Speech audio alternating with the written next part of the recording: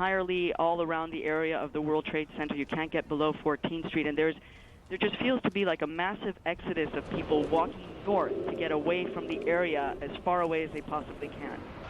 Maria, I know Kitty Pilgrim is with you as well. That's right, I'm right Kitty, here. tell us what you've been able to report on. I'm actually reporting from Kennedy Airport at the United Terminal, and I was here this morning flying out. When they made an announcement about 20 of 10 that all flights were grounded, people thought it was just a normal course of airport business these days, and so there was not much of a reaction, and then the news started to trickle through. It was not an official announcement made over the intercom. Kitty, let me interrupt for just a second.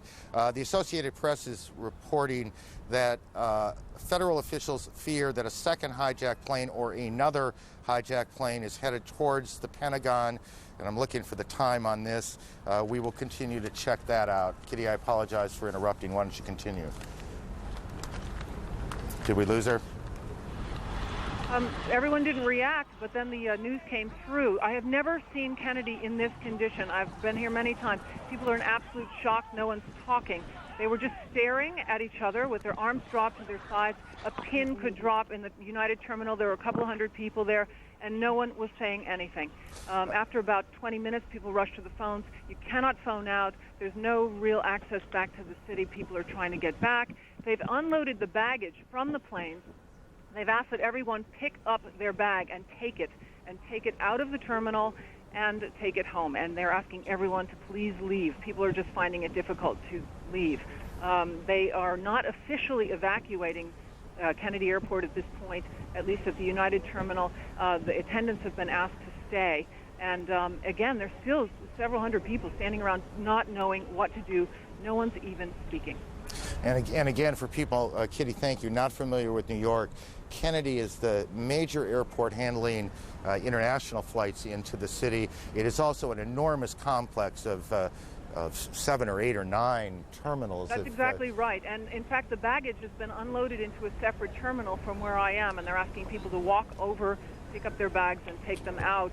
It's virtually impossible to get from place to place at Kennedy, and of course, bridges and tunnels into Manhattan are inaccessible at this point. No one has anywhere to go. Kitty, thank you, and we'll get back to you. Chris Plant at the Pentagon has more. He joins us on the phone. Chris, what can you tell us? Hi, this is Chris Plant at the Pentagon. Go ahead. Can you hear me?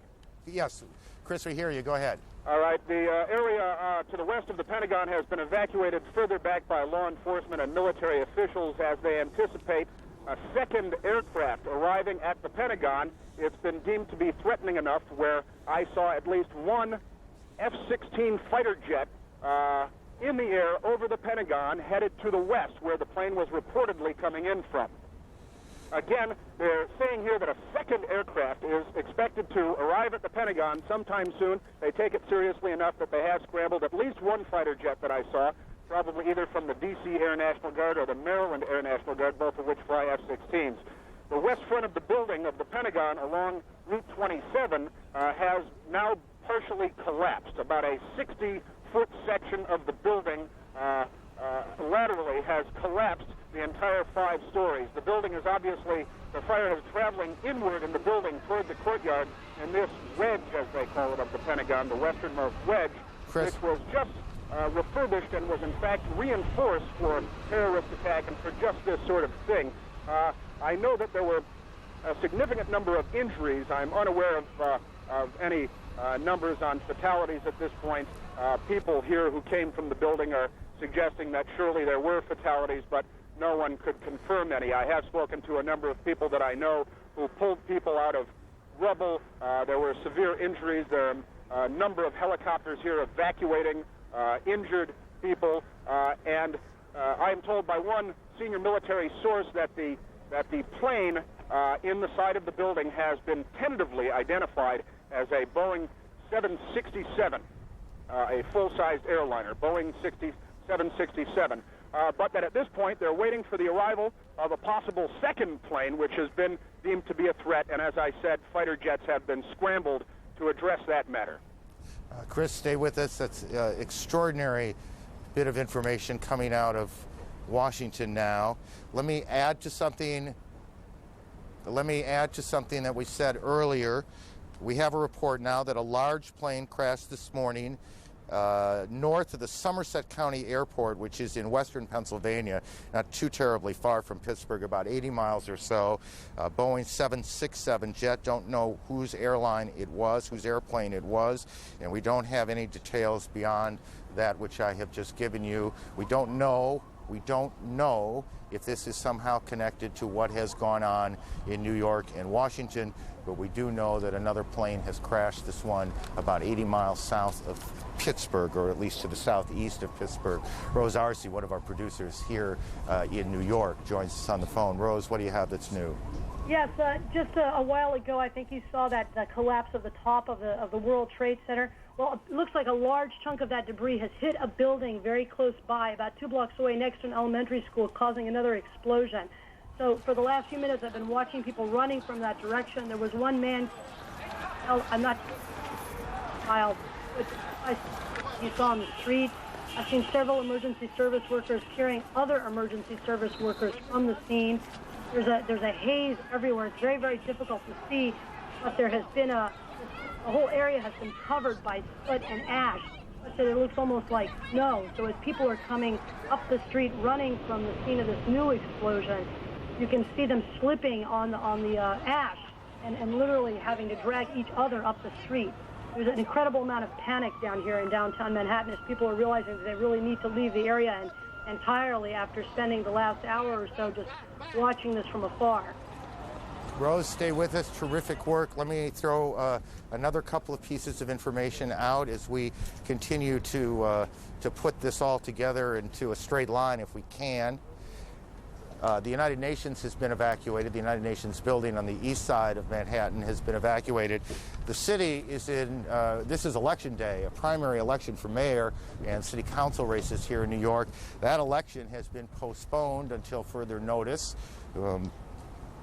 Obviously, we are in the middle of an extraordinary catastrophe that started about 8:45 Eastern Time here in New York when one plane crashed into one of the towers of the World Trade Center. About a half an hour after that, as people were converging, as fire and police and rescue teams were converging on the scene, a second plane appeared to the west of the Trade Center buildings and slammed into the second tower. That's what you just saw. Fire shooting out the north and east side of the tower. Shortly after that, we began to get reports of events taking place in Washington. An explosion which first came to us as a fire at the Pentagon. Now there's a report of a second hijacked plane heading towards the Pentagon. It is believed that one of the planes, perhaps both, but one of them, we have been told, was an American Airlines 767 that hit one of the Trade Center towers. About a half an hour after that, perhaps a little bit longer, lose track of time a little bit in these situations, the first tower, or let me correct that, the south tower, the second tower, the one to the left, collapsed.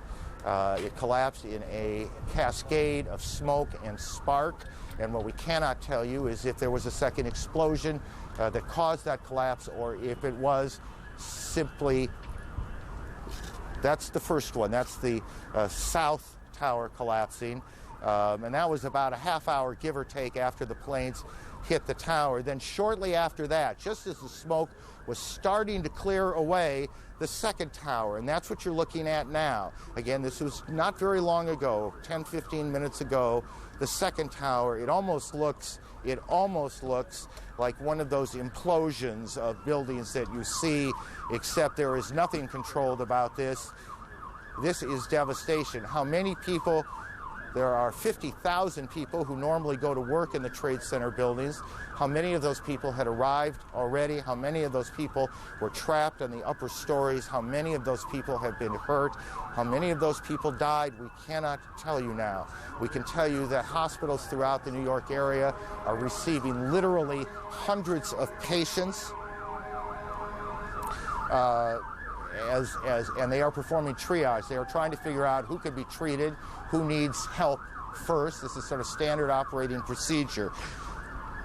We are just being told now that Israel has evacuated all its diplomatic missions around the world.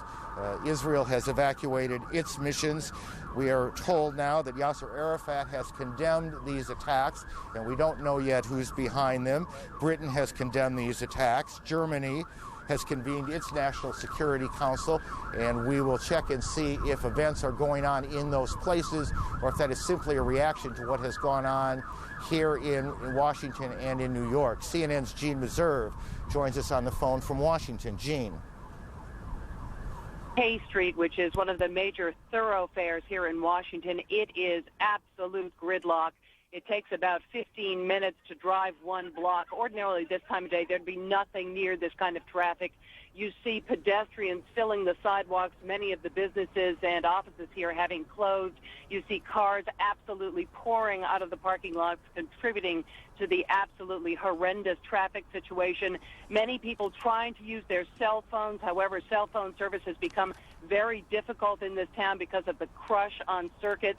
For the most part, people appear to be very calm and collected. I will tell you, though, that as I drove, I looked at the car next to me full of some young women who I would guess were in their 20s, several of them crying their eyes out, obviously very upset as they listened to the radio and heard the news of what is happening in this city in New York also. Aaron, back to you. Gene, thanks. Gene Meserve in Washington this morning as she and the rest of the organization continues to gather what facts we can, what facts are available in the wake of the extraordinary chaos that has followed this extraordinarily horrendous terrorist attack. American Airlines, we are told, one of the planes involved in this was a hijacked American Airlines 767 out of Logan Airport in Boston. American Airlines will say what is known. What is known as you look at the White House being evacuated a short time ago, or is that live? And I'm not sure on my monitor which it is. I believe it's taped from a short time ago. In any case, American Airlines will talk to reporters in about a half hour or so, 11:30 Eastern Time. One of its planes involved in this, and we will bring that press conference to you live when it happens. Here in New York, hospitals are being overwhelmed. As hundreds of patients are being brought in and being treated. We cannot tell you, we would not even begin to guess what the numbers in this will be, how many people will have died by the time this day is over, how many injuries have taken place in both Washington and New York. But as former Police Commissioner Howard Safer told us a few moments ago, obviously the numbers are going to be extraordinary. Who do we have on the phone, guys? Just help me out here. Patty, are you there? Yes, I am here. What do you got? About an hour ago, I was on the corner of Broadway and Park Place. That's about 1,000 yards from the World Trade Center. When the first tower collapsed, it was a massive explosion. At the time, the police were trying desperately to evacuate people from the area. When that explosion occurred, it was like the scene out of a horror film. People started stampeding away from it. Patty, I'm going to interrupt you for a second. We told you there was a second plane that went down, this one around 80 miles or so southeast of Pittsburgh. We'll try now to connect with KDKA TV in Pittsburgh. Well, just so much for planning. We will try again. We have reports that a plane has crashed in the Pittsburgh area, southeast of Pittsburgh, about 80 miles. And at varying times, we've heard that this was a 767 and a 747. I'm not sure it matters which it is. What matters is that a plane has crashed in the Pittsburgh area. The Pentagon continues to monitor reports that another plane, a hijacked plane, is headed for that area. All flights have been canceled around the country. International flights heading towards the United States are being diverted into Canada this morning. Patty, let me go back to you. As we look at some tape from the ground. Patty, why don't you go ahead and continue? Okay, Aaron, I'm in the main building of Pace University, which is inside the fallout zone of all the debris from the two building collapses. At the time of the first building collapse, I was at Broadway and Park Place. There was a huge cloud of smoke. It overcame the crowd. People were stampeding. Literally, the debris was so thick you could not see your hand in front of your face. I ducked around onto a building that was on Park Place and Beekman Street. When I was in there, people were coming in, they were crying, they were wailing. You couldn't see anything outside. After the smoke had cleared a little bit, I came outside. The scene was like a ghost town in the financial district, very eerie. You saw people being wheeled on gurneys away from the site.